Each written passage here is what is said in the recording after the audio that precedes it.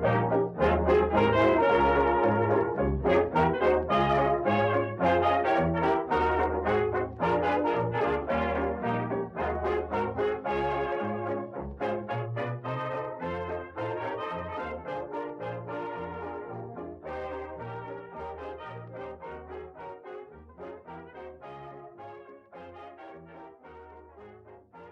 to There's Sometimes a Buggy, Irresponsible Opinions About Classic Film. I'm Elise. I'm Dave, and this week it's the Acteurist Oeuvre-view, Part 4 of Paul Robeson. 2 films from 1937 today, Big Fella and King Solomon's Mines. Unfortunately, we do not have Leonard Maltin's opinions on Big Fella, so we're going to have to rely on our own and dive right in. We knew that we'd have some trouble with the Paul Robeson series, considering that he disowned almost all of his films. So maybe the bar is low, but I did quite enjoy both of these movies this week. Yeah, me too. I really liked Big Fella. Yeah, it was pretty great, wasn't it? This is like the first movie we've seen in this series that I could say, it's a light movie. It's not a masterpiece, but that really does feel progressive for its time in a way that's still recognizable now. It's directed by the same person who did Song of Freedom. Right, so Robeson obviously liked this director well enough to immediately work with him again. Islanda also shows up in a role in the movie as the bartender. What we said about Song of Freedom was that we really enjoyed the first half set in England, and this movie is all set in Marseille. They seem to be on more secure ground when they do that. I am indebted to the BFI, Screen Online, for letting me know that this movie is loosely based on a novel by Harlem Renaissance writer Claude McKay. Oh, really? Yeah, called Banjo. Very loosely based, but what that tells us is that somebody involved in this film was aware of this socialist writer who is very much writing about transcontinental black solidarity, and therefore that the spirit of the movie, whatever is allowed to get onto the screen, is radical, and that Robeson obviously had creative input and a sympathetic collaborator. And it's a strong genre intervention as well, which I'm sure we'll get into. Oh yeah. So it suckers you in to investing, I would say lightly investing in the genre of which it is part, and then at the end of the movie lampshades it and unapologetically wholly rejects it. Do you want to give us the list of stars and everything the way Maltin usually does, since I don't have it? Paul Robeson as Banjo. They just call him Joe for the most part in the movie. I don't remember anyone actually calling him Banjo, do you? No, it might have happened though. Elizabeth Welch. Amazing. She was also in Song of Freedom. This is a better role though. Yes, and it's also a very pleasant musical where many people get an opportunity to sing, and there's some dancing as well. Roy Emerton is Spike, very important role. Robeson's foil. James Hayter as Chuck. Eldon Gorst as little Gerald Oliphant. And also Margaret Rutherford appears as his nanny. Yeah, that was the youngest I've ever seen Margaret Rutherford. In addition to Islanda showing up in this movie, one of Joe's pals in the movie, Corny, is played by Lawrence Brown, who was his accompanist and arranger. Well, we don't get any sense of his musical talents in this one. But he was funny enough. Some of the problems we detected in Song of Freedom are corrected here, like why is Paul Robeson only allowed to have a black friend if he's his servant? Well, here everybody is and remains on the same class level, which is working class, borderline criminal class. Yeah, they're either sailors or ex-sailors who are doing various tasks on the docks in Marseille. Do you want to say something about the French setting and what that would mean? Well, we certainly know that in the 20s and 30s, France became a destination spot for Black American entertainers. Usually you see Paris as the epicenter of that expat movement, but here we've got at least one Black entertainer, played by Elizabeth Welch, who has made a career for herself at Café Dive in Marseille. And Paul Robeson, he's not a paid entertainer in this movie, but he likes to pitch in and deliver some entertainment gratis, sometimes in tandem with Elizabeth Welch, who he has a relationship with of sorts, although they're working that out throughout this movie. So it's probably important to say, but also goes without saying, that the kid plot is not in the novel. Okay. Which, from what I read online, is mainly about black men of different nationalities discussing their common plight. They are in the same social milieu as Robeson and his friends in this movie. International merchant marine and sailors and dock workers. What we do see is a kind of solidarity among the working class. Good-natured rivalry, or not so good-natured at times, but just rivalry. We also see things that are shockingly radical for the time, even compared to Song of Freedom, such as Elizabeth Welch, when she's singing, is allowed to flirt with white men True. in the cafe, and a white woman flirts with Paul Robeson, although that turns out to be not so good. Yeah, she's like a B-girl. Marcel Roguez as Marietta. So shall we start from the top then? The dockside setting, we've got Paul Robeson setting the tone with a song about not working that hard. I mean, it's a callback to Showboat, I guess. Again, this is always a two-edged sword here because there's always a danger of leaning into stereotypes. Yeah, it is a bit of a stereotype. However, we also see a white man taking a siesta. Yeah, well, that's what I'm saying, right? As a proletarian, you want to avoid working any harder than you have to because you're being crushed and exploited. So why should you contribute to the coffers of the big bosses? It shows why someone would want to avoid the kind of jobs that are available to them because of their class, race, ethnicity. It sounds like he's been through a lot. He ran away from home as a young boy and has been sort of knocking around and taking on whatever work he could. Pushed pretty hard at different times. You know, highly developed class perspective. And when he's talking things over with Gerald later on, it certainly comes out. Right away, we also see this rich British couple on the boat who think that their son has been kidnapped. From the way that they are played, you know that this movie has a socialist perspective. They're idiots. These are like Warner Brothers millionaires. I mean, even worse. And there's a lot of this in socially conscious British cinema of the 30s and 40s. Anyone who immediately jumps to, well, why can't these foreigners speak English? You're not supposed to be agreeing with them. Of course, the husband's attempts to speak French as well. They're going a bit quick for me. And the wife is not too happy with the husband's inability to be effectual in any way. One of these insane cruise ships that continued to ply the oceans during the depths of the Depression. Well, half the world starved, and they're just gonna throw money at their problem, and the local police know that they better do something, better use extraordinary measures. Clearly they wouldn't do this if the son or daughter of a dock worker had gone missing. But they round up the usual suspects, and they even go beyond that and start trying to enlist eyes and ears in the Marseille demi-monde, and that's where the police hook up with Joe. They come and get him. The movie's political perspective is clear in that Joe is very suspicious about what the police want from him and is very resistant to the idea of becoming, as he says, becoming a police officer. Class traitor. And the only time I have ever seen anything like that in a Hollywood movie is in a pre-code, Blonde Venus, of which we remarked on when we did our Sternberg series. Hattie McDaniel's character is allowed to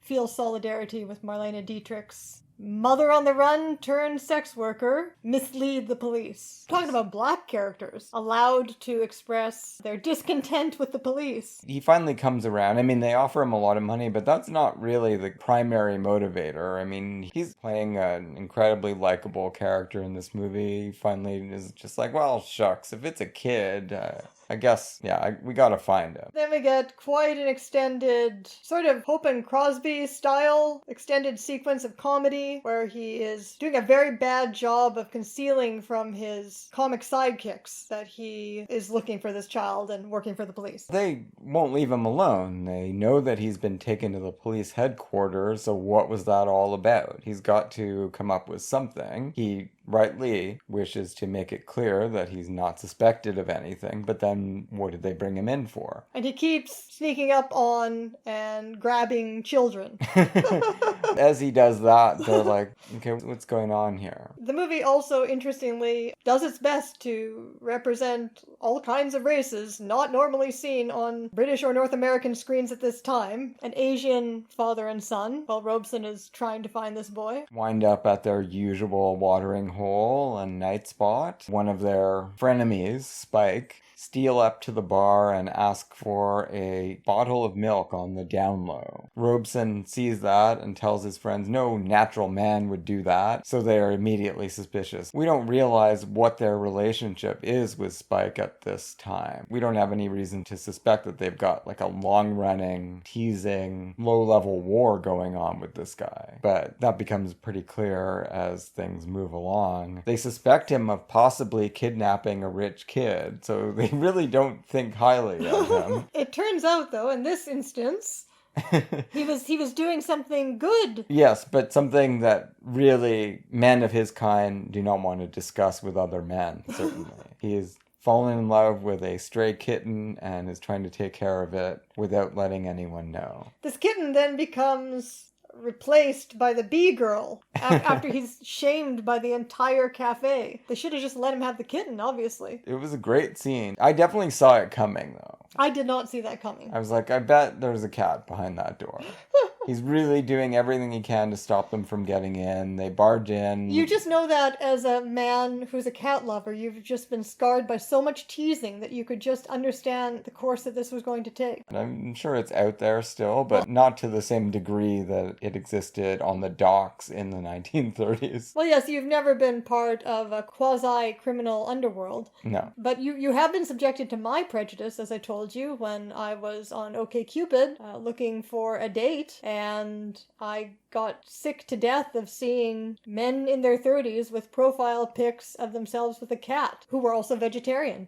And if you had happened to picture yourself with your cat in your profile pic, then this podcast would never have come to be. Our ships would have passed in the night. But now, of course, I've completely come around to the cat-loving man. Good. In this case, though, I mean, it really does become a running joke for a little while, and it undermines Robeson's whole game because Spike takes it upon himself to escalate matters with him. And the whole scheme to help the police by snooping around the dock is revealed. So Robeson is completely neutralized as a police operative, which is maybe not the worst thing in the world because he only half wanted to do it in the first place. There's that 50,000 whatever reward. It wasn't 50,000 pounds. It must have been 50,000 francs. And along the way, we get a glimpse of the relationship between Robeson and Elizabeth Welch. Oh, how would we describe that relationship? So this is, of course, a very unique feature of this movie, letting a movie center on a romance between two black characters. I suppose in race movies that would have happened. Oh, sure.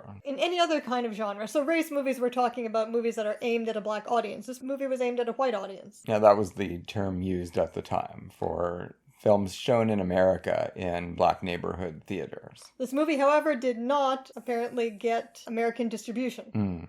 Yeah, well, you can see. You can see why. The BFI Screen Online website says, for years it was impossible to view the film, and for this reason, Big Fella suffered the fate of other European films of the 1930s starring African-American expatriates, lack of distribution in America on release, and limited availability since. For years it was impossible to view the film, and for this reason studies of Robeson's films barely mention it, and if they do, it is usually dismissed as lightweight rubbish, not worthy of the great man. When I went on JSTOR to do research for this series. Now, I didn't do very in-depth research. I may have missed some things, but there was precious little that I could find devoted to the study of Robeson's films. So I really feel, doing this series, that they need to be looked at again. There's just so little out there, either devoted to the textual study of the films within their context, or to his collaborators, or to the production process. They are absolutely ripe for that kind of study. New studies should appear as previously previously unavailable films become available. Yeah, well, both of these are out there for free on YouTube. Fair game for scholars at this point. But Elizabeth Welch and Paul Robeson, they have camaraderie and a romantic spark, clearly, but it has not led to anything, and they're both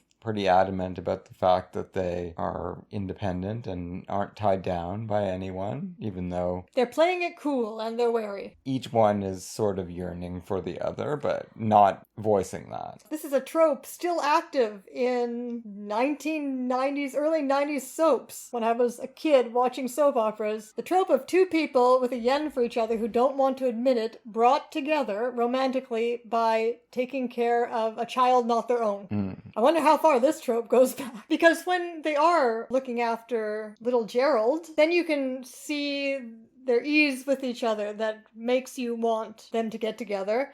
And you also see, like, Elizabeth Welch is just great in this movie, isn't she? Yeah. You also see just what a cool, independent, yet warm and fun and sturdy character she is. In a different world, she would have been a movie star, seen in 20, 30, 40, 50 movies. Unfortunately, that's not the world she was living in, and this may be the biggest starring role she had, I'm not sure. Really?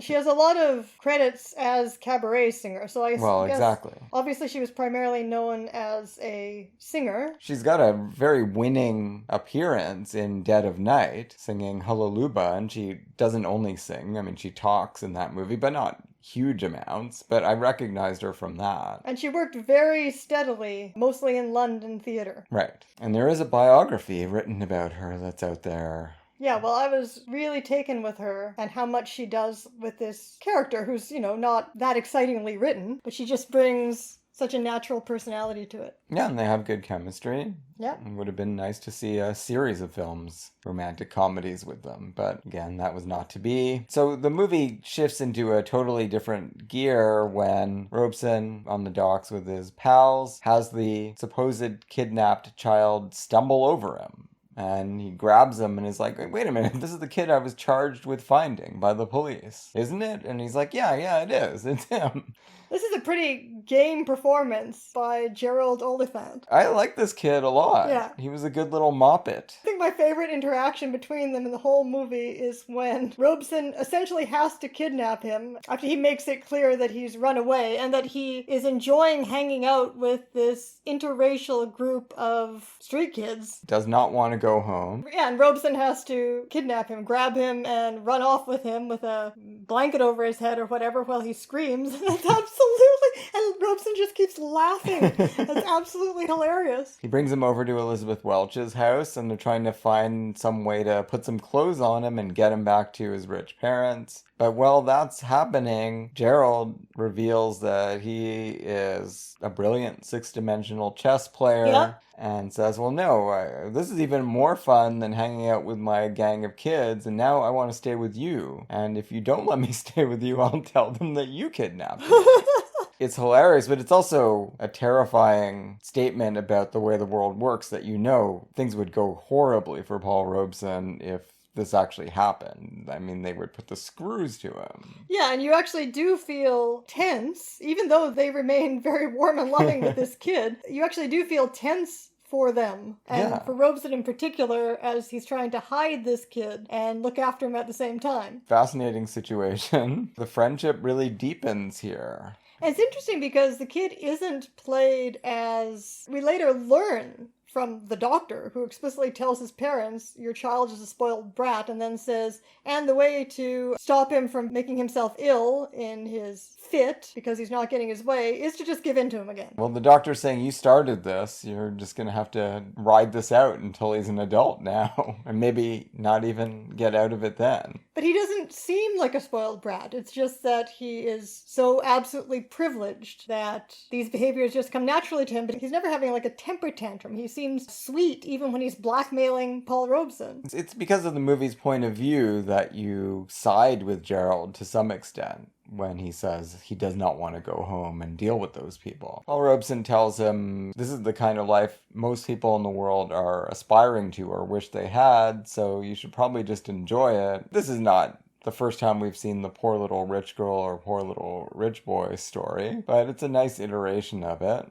And it does really feel like it's part of Robeson's aesthetic, of which I'm sure we'll see more in Proud Valley. Paul Robeson didn't live as a working class person. He lived as a celebrity, so comfortably, and then lived as a celebrity that wasn't allowed to work, so not comfortably. But he never lived as a member of the working class. Clear that he has an ideal that this would be the ideal life for everybody without the exploitation. What am I trying to get at here? To have a sense of community and to not have more than you need. To live together modestly. Yeah, and to be a member of the proletariat, the world historical subject. Expand on that? Because maybe you can get at what I'm trying to say better than I can. Well, his characters usually are part of the working class, and the working class is the class that, if you are a Marxist anyway, is going to bring about the change that we need, all of us need. And so that is a glorious feeling to have, as opposed to being these rich idiots. Right. Well, they're part of the problem. Now, they don't need to be destroyed, but they're not going to come up with the solutions. Not from a Marxist perspective, anyway. But meanwhile, Spike has continued to snoop around, and he's much more effective at ferreting out secrets than Robeson and his pals had been. He seems to know that something's going on, and Robeson probably has the kid, and this is where he enlists his partner in crime, Marietta, to show up at the bar and distract the boys. And this also causes conflict between Banjo and Amanda. She doesn't appreciate seeing him get flirted with by this sub-Marlena Dietrich. Viper woman. Also, that Viper woman kind of pats her on the head at one point. Yeah. That wasn't very nice. No. And the kid, you say he's not a spoiled brat. He doesn't ever do what people tell him to do. But, I mean, you do get into the child's perspective. I mean, wouldn't you, if you were him, sneak down to the cafe to see what's going on? There's a party going on down there. I need to be part of it. Sure. But he doesn't want to get caught. I mean, he's not going about this in the best way. And, of course, he does get caught. And Spike grabs him and runs to the police because this kid just looks like 50,000 francs to him. Now, of course, despite his threats, Gerald does stick up for Joe. Now, what do you think this sequence that happens after this between Spike and Joe and Marietta, what do you think it's doing in the movie? Is it just to create more conflict and suspense as to whether Joe and Amanda are going to ever make it work? Because of everything that transpires at the police station, Spike needs to share the reward money with Joe, but he doesn't want to. So what they do is they bring him to a more expensive cafe where Marietta works, and they get him to spend all his money, and a lot of it is kicked back to her and Spike. I mean, that's the plan. He gets completely hammered and stumbles back to Amanda's house to be taken care of. Yeah, I love this sequence. Well, she takes care of him. Then when he wakes up, she tells him off and kicks him out.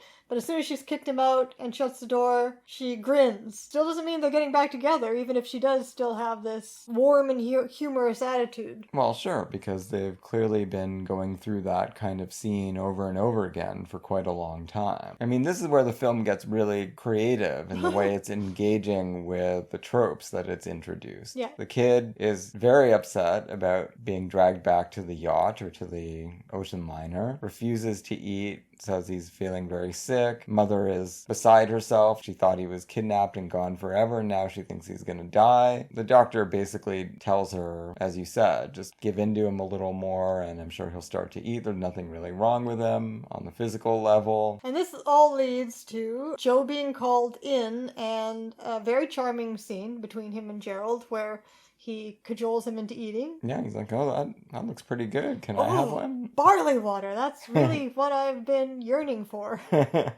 Haven't had a drink like that in a long time. Yeah, the sandwiches did look good. Not sure about that barley water. And then he kind of sings him to sleep. The kid's gonna be fine. Everything's perfect in their world. And the parents are like, well, we got to give you a reward. And Joe says, no. This is my friend now. I don't need a reward for that. But they're like, well, if he's your friend and you're so good with him, what about taking on a new job as paid companion back in England to our little boy? Now, for the viewer who has been watching this correctly, obviously the idea that Joe should spend the rest of his life looking after a rich little white boy and abandon his potential life with Manda is horrifying. A devastating intervention, a shot across the bow aimed at Shirley Temple movies. Yeah, I saw someone online saying, oh, with this premise, I was really worried that this was going to be a Shirley Temple movie. We're not far in time. I think we're only a year past the famous movie where she does the dance with Bill Robinson. But does Bill Robinson even get to have romantic interest in those movies? Well, no, of course not. I mean, I don't think so. I don't remember well enough. No, he's entirely focused on being Shirley Temple's friend, right? I mean, that's all he is. He's not able to be an independent character. Can you think offhand of any Hollywood movie, let's say from the 30s and 40s, that does allow any black character to have a romantic interest? Not as the central figures in a movie. So this would be an absolutely horrible thing if he gives into it. But it's to the movie's credit that we've enjoyed the relationship between Gerald and Paul Robeson. But it would be awful if he did take this offer. It would be like Hildy Johnson going off with Ralph Bellamy at the end of his Girl Friday. Yeah, it would be resigning from characterhood. I mean, he would immediately become a prop. And so how does the movie handle this in the end? Well, I mean, a very controversial decision was made here. I don't know, maybe you could devise some defense for the actual mechanics of it. Well, first of all, we see, Manda comes down to, look for him or just watch the ship go away. I can't remember. But then she hears Joe laughing his ass off. Yeah. And it's like, okay, what's going on? Well, he's pulled a really big trick on these rich parents and on Spike as well. So they got Spike really drunk. So drunk that he slept through a blackfacing. Some pretty horrible makeup being applied to him and being shanghaied onto this ocean liner. They've knocked him out, got him up in blackface, and then sent him back to England with this kid as the nursemaid. And, of course, what the movie is saying is that in a normal film, a black person, the best they can aspire to be is a comical sidekick to a lovable moppet. Paul Robeson is not having anything to do with that and making it very clear, that's for ersatz representations of black people, and nothing's more ersatz than Spike in that makeup. The tone change is jarring. It is really interesting because it interrogates the viewer for having invested in the relationship between Joe and Gerald at all, even at the same time as the movie has done its best to give us an enjoyable version of that relationship, right? Suckers you in. It's like you start to think, oh, well, I guess this is going to be one of those movies where Paul Robeson just becomes the best friend to a rich young white kid, and I'm enjoying watching them together. I'm not going to get too upset about it. No, I was going to get upset, though. So I guess the ending is a real test of has the viewer understood everything or not. Yeah, exactly. I was perfectly fine with them having this nice relationship and Gerald bringing Joe and Amanda together, but him going off with Gerald instead of Amanda, that is another thing. Yeah, no, it was fun when he was going to be their adopted child. No one goes back to England. But the movie does dangle before you the possibility that, Gerald's going to be stuck with Spike. Like, that's pretty awful. Poor Gerald. Or is that what he deserves, actually? He has been a bit of a jerk. Gerald in this movie, and maybe he's going to learn a lesson from this. Right, and the thing is, Spike is not that bad either. He did like his cat. Yeah, that's what I'm saying. Maybe his kitten-loving instincts will reassert themselves. He certainly doesn't have a great romance holding him in Marseille, right? Marietta doesn't seem to be the love of his life the way Amanda and Joe are. She seemed to be, like I said, steering him wrong. If only his friends hadn't made fun of the cat, that was definitely a better direction for him. So definitely a movie to watch. Caveats for some very objectionable makeup at the end that is used in a totally, wholly, and openly subversive way. Usually the term subversive, it's an over-applied term, but here I think it's accurate. Now we turn our attention to King Solomon's Mines from 1937. We do have Leonard Maltin's opinions from his 1991 TV Movies and Video Guide. He gives it 3 stars out of a possible 4. Robust adventure given full-blooded treatment by fine cast, scouring Africa in search of treasure-filled mines. One of Robeson's best screen roles, even allows him to sing. H. Rider Haggard story remade in 1950 and 1985. Director Robert Stevenson. And the cast list, it is indeed a fine cast. Paul Robeson, Cedric Hardwicke, Roland Young, John Loder, and Anna Lee. So this was the first film adaptation of the Victorian classic, the colonial adventure novel. Super blockbuster novel of the late 19th century. So many of the tropes that we were talking about earlier, tropes about Africa, they start here with H. Rider Haggard. Start here in fiction. So quoting from Wikipedia, Haggard knew Africa well, having traveled deep within the continent during the Anglo-Zulu War and the First Boer War, where he had been impressed by South Africa's vast mineral wealth and by the ruins of ancient lost cities such as Great Zimbabwe being uncovered. His original Alan Quatermain character was based in large part on Frederick Selous, the British white hunter and explorer of Africa. So white hunter is just a term used to refer to white men, and sometimes women, who went off to Africa to hunt big game and are responsible for the extinction of, or near extinction of, many species. Yeah, like Colonel Blimp. Except in the case of Alan Quatermain, it's his job. He's a guide. So he takes rich white men out into the wilderness and helps them find game and shoot them. So I was fascinated to learn, because the 1980s version of this movie inevitably and against my will entered my consciousness as a child. Really? I've never seen that. I was fascinated to learn that this movie, which set the template for the other movies, wildly departs from the book in many ways, primarily by including a woman on the adventure, which obviously is a big part of the other two adaptations, including the 1950s one with Deborah Kerr. One of the only Deborah Kerr movies I've never seen. One day. In fact, one of the first writers of the screenplay, Charles Bennett, took himself off the project because he was opposed to the idea of a woman going along on the trip. It was a damn silly idea. A purist. Yeah, he was maybe bewitched by the very homosocial, even possibly homoerotic all-boys adventure that Haggard consciously created. I did listen to the Rest is History podcast episode on Haggard that you sent to me, and anybody who finds this movie interesting should give it a listen, and they do go into Haggard's problems with women and how he deliberately excluded them from this book, this series. But I guess in 1937 we are dealing with a period of the movies, shocking as it may be to us now, where you had to include a woman or half your audience wouldn't go. Well, it's not so different from what happened with Dr. Jekyll and Mr. Hyde, right? There are no women at all in that book. True. No, there's not even a killed sex worker. No. Well, speaking of, the other intervention here is that in the novel, well, I mean, they're related, but in the novel, Alan Quatermain is approached by aristocrat Sir Henry Curtis and his friend Captain Good, seeking his help finding Sir Henry's brother, who was last seen traveling north into the unexplored interior on a quest for the fabled King Solomon's mines.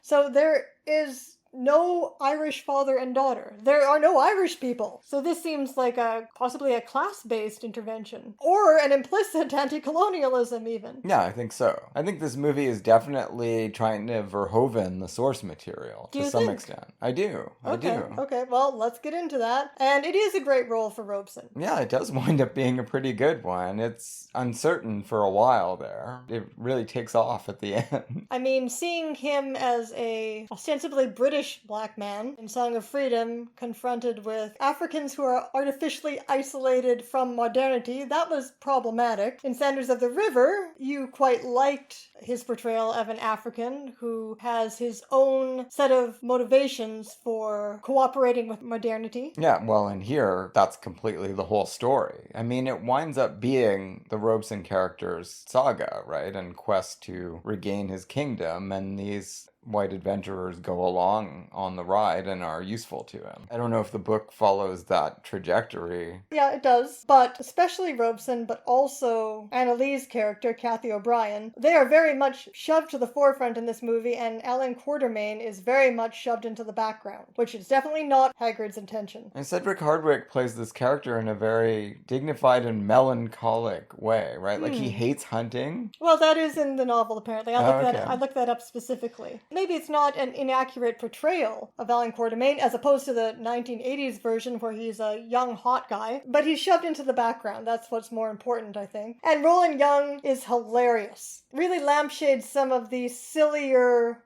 colonial tropes. I mean, you can't argue with this cast. And John Loder is always fine as, your more stereotypical, clean-cut leading man type and love interest for Annalee. You must recognize John Loder from one of your favorite movies of all time. Who does he play in now? Voyager. Well, he's the suitor that Bette Davis... I was going to say that he is such a boring dud in this movie. That everyone else gets more to do and is more interesting to watch than he is, that I paid no attention to him. And as a rejected suitor, his role in Now Voyager is to set the temperature so incredibly low. You can't even feel schadenfreude when Bette Davis rejects him because he's so frigid, he doesn't even care. So good casting there in Now Voyager. Well, he was married to Hedy Lamarr in real life, so... It's not communicating to the screen, whatever he's got. All right, well, story engine here is different, because we are introduced to the world through an Irishman and his daughter. They're part of the desperate group of people who are trying to strike it rich in Africa by mining and go back home trailing clouds of glory. And they've found this huge gem. They plunk it down in front of the appraiser, and he's like, no, this is nothing, in fact. This is worthless. And they exit completely crestfallen, and she says, that's it. And Annalee is doing a brogue. I mean, that's not her usual voice. Excellent actress, though. And oh, she's so fun in this movie. yeah. She says, I'm just going to have to go home and settle down and be a school teacher. It's fun, this dynamic between the father and daughter, because they both, it's not like a long-standing argument between them where he just always wants to keep doing crazy things and she's trying to keep him in line. Right, which is a trope that you sometimes see. I mean, that would be the more expected thing. But she is more disillusioned at this point. Her father doesn't necessarily disagree with her, and he hands her over a present that he bought with some of the last money that he had when he thought that they had made it. And it's a shamrock pendant. Turns out she bought him one as well. And they just don't know what they're going to do. They're not even sure how they're going to get to the coast until they spy Alan Quatermain's supply wagon and attempt to use their wiles on him. He's not going to the coast, but he's at least going their way. He tells them, yeah, get out of here. No. He's got a very dismissive attitude toward them, which would have been not uncommon. It is a pretty funny line, though, when he realizes that they've been giving him the blarney, and he just, well, I mean, he doesn't realize it, but it becomes clear, and he just says, I've dealt with the Irish before. On this little journey, they get to know each other a little. Quatermain never becomes really chummy, as you say. He's not exactly a warm type. No, but he takes a liking to them as much as he can. He's more of a dry type. Yeah. He has some quiet talks with Annalee, including the one where he discusses his hatred of hunting and his wish to not even be anywhere near where they are. But this is how he's making a living. I guess if you say that that's in the book too. In his advanced age, he dislikes hunting, so there might have been had a different attitude earlier in his life. Because the way it comes across in the movie, it's like, well, he never liked it. He just has this skill, and what can you do but put your skills to the service of the rich people who control the world? Those are his clients. So he's not so different from them. So on the way to the killing grounds that John Loder and Roland Young wish to trample. These, of course, are the original characters from the novel, the rich characters, but the perspective of the film has been changed by the introduction of these Irish characters. Right, because as you say in the novel, they're on some kind of a quest to find the brother. Yes. Here, no, they're just in Africa for pleasure and murder. But everyone is knocked onto a completely different course when this buggy appears out of the wastelands that Alan Quatermain says no one can go to and survive. Hey, maybe that should be our buggy. Paul Robeson is driving it, and inside the carriage is a delirious man. Yells a few things at people and then promptly dies. He had a map. So Patsy O'Brien, the dad, gets a hold of the map and sees that it highlights the way to the incredible wealth hidden in King Solomon's mine. If you want to know what the hell King Solomon has to do with Africa, I would refer you to the podcast I already mentioned, but it does have to do with European colonists believing that any traces of advanced civilization in Africa had to have come from outside of it. Right, and the theory advanced in the film, and possibly in the novel as well, is that the Phoenicians, who were seafarers in the time of King Solomon, had established some kind of trading post down there and also a mine that was able to yield untold riches. And Great Zimbabwe did inspire these kinds of stories, because it does contain the ruins of a vast city. Paul Robeson himself here, nobody's quite sure who he is. They think he's just the henchman of this raving dead guy. Alan Quatermain doesn't want him around. He figures he's going to be a bad influence because he's diamond crazy. But Robeson does not scare easily and just continues to hang around with the caravan, even though he's been told to leave. As the discussion about the mines has been going on, Patsy has made a copy of the map and made a decision, a fateful decision. He says, I'm not stealing it from him. If he lives, then I'll let him have his route to the mines. If he dies, then why shouldn't I go for them? Anna Lee says, don't do it. It's crazy. Please, Dad, let's be realistic here. But of course, this is not a pair that have ever been realistic, and one of them is going to disappear in the night and go after King Solomon's mines, and it is Patsy. She wakes up the next morning and he's gone.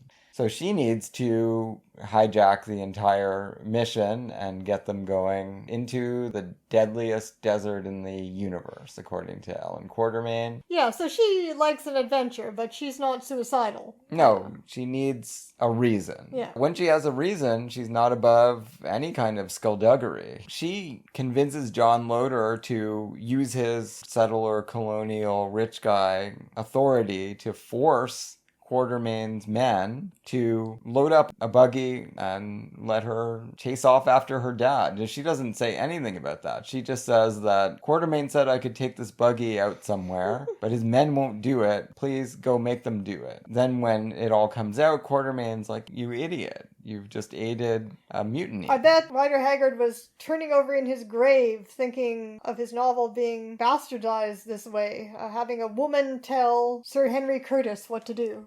Tricking him, in fact. Yeah, he's a complete fool. He's just an instrument. Quatermain and his two companions, chivalry forces them to go after this woman. Did your synopsis of the novel explain whether the Robeson character, Mbopa, is his membership in this group handled the same way? Does it all transpire similarly, or is it very different? Or maybe we don't know. I didn't read the entire detailed plot summary, but I think that part was similar. There is a great song exchanged between Paul Robeson's character and the black workers who are handling the oxen, though. Well, they catch up with Anna Lee, and at a certain point, though, they do get to the last known water, and at that point, they cannot continue with the oxen. Yeah. They cannot continue with the large group of men that they have either. So they have to trek on foot, and there you just have Alan Quatermain, Commander Don Good, Sir Henry Curtis, Kathy O'Brien, and Paul Robeson as Mbopa. Completely unclear what he's doing with them this whole time. They think, again, that he's just along to get a hold of some of these riches. Yeah, and we know that that's not going to be the case, because why would Paul Robeson be playing that character?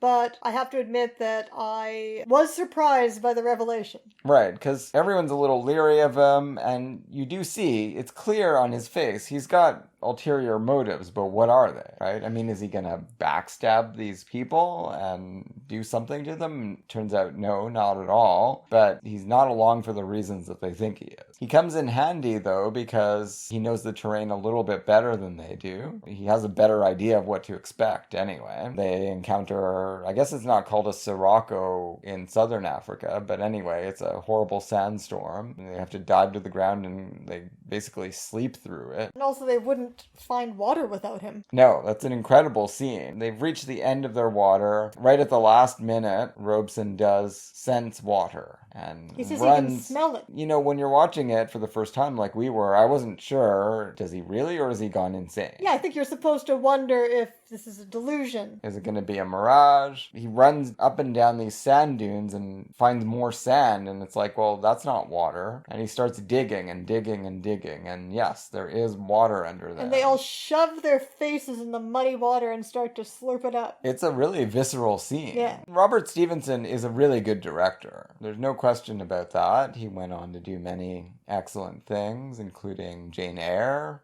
and one of my favorite episodes of The Twilight Zone, Walking Distance. Our favorite. Things are kind of looking up from that point. Presumably there was a lot of water around there, and they managed to fill up their canteens as well. And soon enough, they get through the desert and they wind up in this hilly country with trees and mountains. And Robeson gets a duet with his own voice. Absolutely, singing to the mountains about climbing them and catching a hold of some cloud. Quite stirring, and it's meant to be. And they come to this place that they call a utopia, or a Garden of Eden, etc., etc. There don't seem to be any people there, though. And they get a few minutes to enjoy the quiet before they find out that there are many people there, and they're going to run into a very difficult political situation here. This is their destination as well. This is where King Solomon's mine is reputed to be. So this is a great civilization, or the ruins of great civilization, or nobody's quite clear on what this is. Well, the tribes residing here aren't part of that great civilization, remember? Again, we see, and the reason we see it is because this novel and the real adventure stories it was based on invented these tropes. Here, as in Song of Freedom, we again see an African society that has been cut off from modernity altogether. And again, we get the idea of there's a bad ruler in place, and he's using religion and superstition to control the masses. Clearly in some kind of relationship with Song of Freedom. And we get the trope, apparently originating here, of the white adventurers who preserve themselves from being immediately killed by the warrior tribe they encounter by pretending to be gods. But in the novel, we see a little of that here, but it does transpire that in the novel, because remember all the way back when we saw The Mad Doctor of Market Street? Yes. That I liked quite a lot. You did? I thought it was a great B-movie. I was wondering how much of a departure, like the tropes used to represent the so-called primitive tribe in that movie, were more sophisticated than I expected from a B-movie. And I was asking, is this movie particularly sophisticated, or are the tropes more sophisticated? Are these common tropes that are more sophisticated than I thought, or that I've encountered elsewhere in less sophisticated forms? And particularly, I was talking about how that tribe was represented as very rational, right? That they had certain sets of beliefs. They weren't credulous. They just had a different technology or different level of technology. And they'd be testing the white people's claims against their beliefs and also against the results. The results, yeah, in a rationalistic manner. I guess the novel is the originator of that trope because a lot of the suspense is generated in this part of the novel by the white people who are claiming to be gods having to continually produce evidence of this. Yeah, it's not a one-time only thing. But there is some humorous lampshading of what must have already been familiar tropes by the time this movie was made, with Roland Young's character being the first one to be mistaken as a god for ridiculous reasons. Because he's got such white legs and a face that's half-shaven, half beard and half not.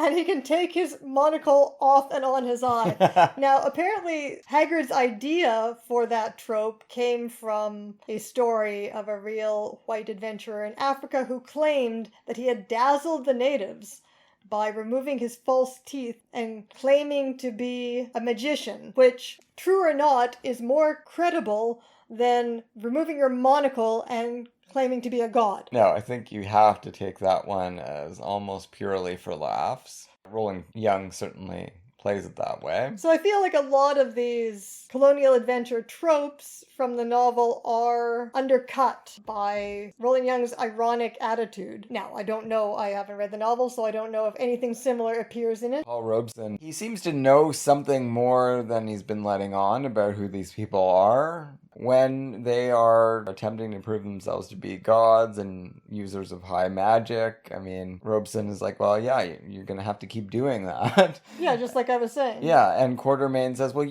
you're just like us. You know we don't have any magic. And he's like, well, that's not my problem. You're going to have to prove it anyway. Come up with something. Oh yeah, you know white people don't have any magic, yeah, but I mean, if I'm going to claim my status as the lost king, then you're gonna have to come up with something. Yeah, so of course that's the big reveal here, and this is very much like, I mean, it's almost a doppelganger in terms of the royal blood story told here. I mean, it's the same, right? Like sometime in the distant past, people were driven off, they were thought to be dead, but they did not die before giving birth to progeny, and Paul Robeson is the rightful king of this land, and he's been looking for a way to get back here. He's seen Alan Quatermain and his small band as possibly his ticket to the throne. But there's a real problem here, because in Song of Freedom, it was really just the magician that was the obstacle. Right, because the witch doctor, so-called witch doctor, had become the ruler, had taken over.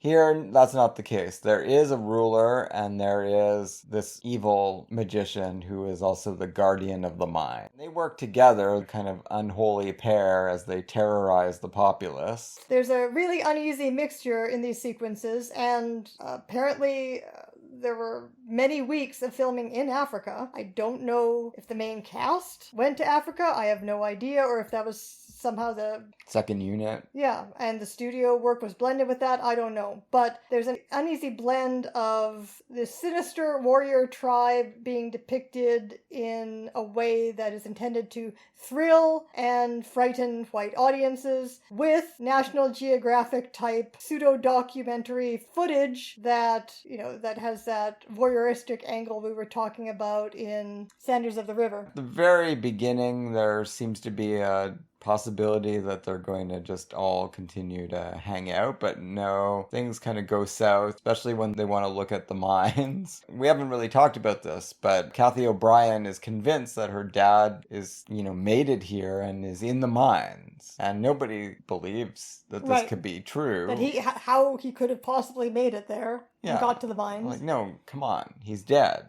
He's been dead for a long time. We've been humoring you this whole time by trying to go to the mines. We've always known your dad did not survive. But she refuses to accept anything but the possibility that her dad is alive. Well, he's got his shamrock. When we first meet the evil guardian of the mines, I mean, she kind of makes it clear that these guys are trouble. They are put under arrest. The hosts of The Rest is History podcast, Dominic Sandbrook and Tom Holland, said that Gagool, this witch figure, that she was by far the most interesting character in the novel. So that doesn't translate to the film. No, definitely, like I said, the weight of interest in the movie has definitely been thrown onto Robeson and Annalee's characters, with Roland Young providing comic relief. Everybody has a role here, like Alan Quatermain is providing strategy and leadership when necessary. John Loder is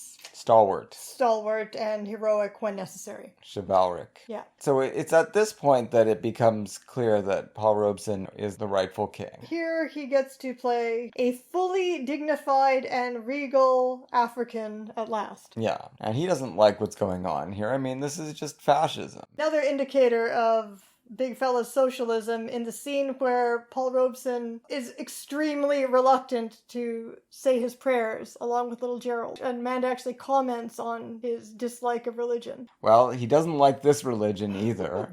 And these scenes are terrifying. Yeah, I mean, they're doing what they're supposed to do very effectively, just portraying something frightening and uncanny. Gagool goes around, approaches various people who've been accused of crimes, and renders her judgment. And her judgment seems to be always, kill them. And then a whole, group of executioners rush forward and stab the person to death. I mean, it's monstrous. It was kind of, we keep coming back to this with all of these colonial stories. It was reminiscent of the Cobra Woman sequences, right? That the bad queen uses to terrify the populace. Right.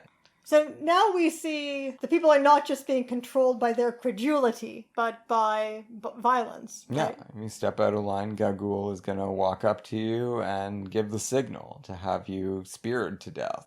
again, it's no different from being thrown to the lions in ancient Rome. I mean, it's the same principle. For anyone that has never seen an adventure movie, it would be a real tonal whiplash to go back and forth between these horrifying murders being committed and then our group of wayfarers sort of cowering but kind of in a Scooby-Doo way, wondering how they're gonna get out of this one. Yeah, absolutely. They totally get out of it on a fluke when Roland Young reaches into his pockets and sees that he had a bet on a race that was going to be run during an eclipse. Yeah, I don't know how this was handled in the novel, but if this was supposed to be an example of the extraordinary wiles and authority of Alan Quatermain. Well, yeah. As opposed to, it's like tremendously undercut by how Roland Young happens to have this information on him. It's not exactly the grand presentation of white European knowledge. No, because it could have been done in a different way. It could have been like, I have encyclopedic knowledge of all eclipses for the next 200 years, and there's one coming up. I mean, it would still be a coincidence, but it would be presented in a way that elevates the characters. Here, It's definitely goofing on them. And they're even having an exchange about, are you sure it's this year's almanac? Because this is important. Of course. Why would I have bet on last year's race? Feels to me like Verhoevening, the source material, but maybe it's equally goofy in the novel. I have my doubts. I'm never going to read that novel. I refuse. So the only way we're going to find out is if we read a synopsis that gives that kind of detail or if a listener writes in. Many people are still very familiar with this novel, so... Yeah, it's... let us know. Continues to be popular as far as I understand. So this eclipse thing, it works. They get by the skin of their teeth. But it's only a brief reprieve because, some people start to think, well, the people with Paul Robeson seem to have some pretty serious magic. If they could turn out the sun, maybe we should side with him. Maybe we should side with the rightful king. They're his sidekicks. And that has become clear at this point, that that's what this movie is really about now. It's about who is going to rule this kingdom, and only incidentally about whether these white people are going to survive. And there's a full-scale war that occurs because this pretender, he's recruited all kinds of warriors to his side. And there's a full-on clash of arms here. And just to underline what you were saying, Paul Robeson is a huge star, so it makes total sense, even for the box office, for the plot of his character to be the focus of the movie. Yeah, I mean, he's billed first. On the other hand, he was billed first in Sanders of the River as well. Although I made my best case for the fact that it really is his story. The way that movie's edited together, it's a little harder to be univocal about that. Yeah, sure, but I'm saying that if ever a movie was going to make that character's story the center of it, ever an adaptation, then this would be the one. Yeah, absolutely.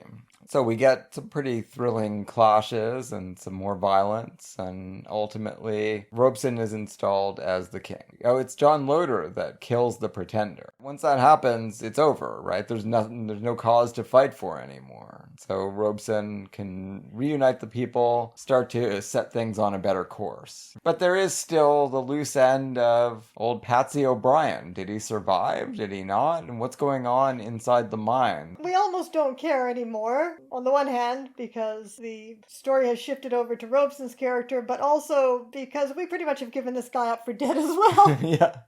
We shouldn't have. Kathy is right. He is in there. He's got himself all kinds of diamonds, but he's also broken his leg or something. How this is not possible. This is not possible. Where did he get the water to survive? He's a resourceful man. That's all we're told. This mine is also a volcano. Yes. And it's going to erupt. Gagool, seeing that most of her plans have gone up in smoke, she at least wants to kill these people. She's highly reminiscent here, and maybe King Solomon's Mines was the source of the wicked crone witch at the end of Snow White with her boulder maneuvers. Yeah, I guess that's right. Well, maybe it's only 1 year later. Now we've got two kind of ticking clocks scenarios going on here. There's very real possibility that everyone's going to be obliterated by lava, and there's also the fact that they're enclosed in a stone tomb and the rocks could all fall on them. Everything seems pretty unstable here, and they'd be dead except that Paul Robeson gets them out. Yep, and he and John Loder go to work on the boulder.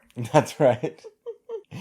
For this kind of thing, it's very well done. They manage to dislodge this huge stone that will create a doorway out of their mausoleum. It tumbles into the lava and splashes in a very frightening way. They almost burn up, but they get out. What happens to Gagul? She gets crushed by stones. Oh, right. The rubble falls on her when the sort of earthquake happens. Yeah. They grab a few more diamonds on the way out. Everyone's definitely going to be rich after this. And Paul Robeson is going to have a fulfilling life as the ruler of a restored kingdom. It was way better than I was expecting.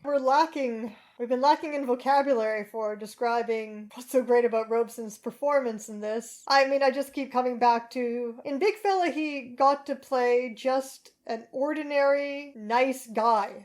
And, he's got a few problems that create some conflict with his love interest, but just an ordinary, great, warm-hearted guy. And in this movie, he just gets to play a character who, at all points, considers himself and expresses himself as the equal of the white people, and who has, like I said... Well, more than the equal. Ultimately, he's royal and they're not. That's not very Marxist. To carry himself with complete dignity, to be heroic at many points and saving the white people. And doing it out of the goodness of his heart and not because he's just a character who exists to serve them. Right. But also, he doesn't have to do anything stereotypical. I would say that both of these movies, in their own ways, that's what I'm trying to get at. He doesn't have to play a stereotype in either of them at any point. No, not really. Despite some of the stereotypical trappings, the genre trappings that are all over both movies, they are pretty unique roles for Robeson. So definitely, we're on the upswing here. Oh, will it last? We'll have to find out. Not next week, though, because that is going to be our Halloween special subject. We're going to be talking about M. God, I love the movie Mad Love so much. Sorry, Fritz Lang. Sorry about your masterpiece, Fritz Lang. They're both great movies, so yeah. Join us next time for M and Mad Love.